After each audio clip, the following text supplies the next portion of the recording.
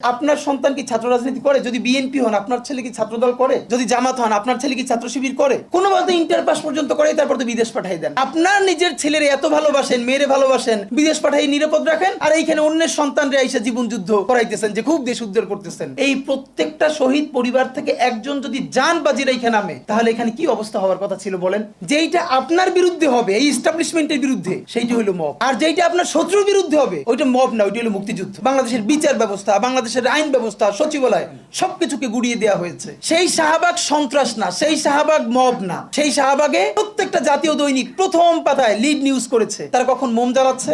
আমি নিজে দেখেছি শাহবাগে, তো দিনের পর দিন আমি দেখেছি যখন 40 থেকে 50 জন লোক মাত্র, দুপুরে লোক নাই, তখন মিডিয়াকে বলে দেওয়া হয়েছে এমন করে উপর থেকে ক্যামেরা ধরতে হবে যাতে অনেক লোক দেখা যায়। সেভাবে করে করে লোক আনা হয়েছে, প্রত্যেকটা গার্মেন্টসকে বাধ্য করে লোক আনা হয়েছে। আমার বিশ্ববিদ্যালয়ে, তখন আমি ঢাকা বিশ্ববিদ্যালয়ে পড়ি, আমার ছাত্রলীগের যারা আমার সহপাঠী ছিল, ওদের রুমে dry cake, 7 up, Coke, Sprite, biryani দিয়ে ভরা থাকতো। শাহবাগ হলো পৃথিবীর এমন একটা আন্দোলন যেখানে কাচ্চি থেকে শুরু করে সমস্ত খাবার দাবার দিয়ে আন্দোলন করা হয়।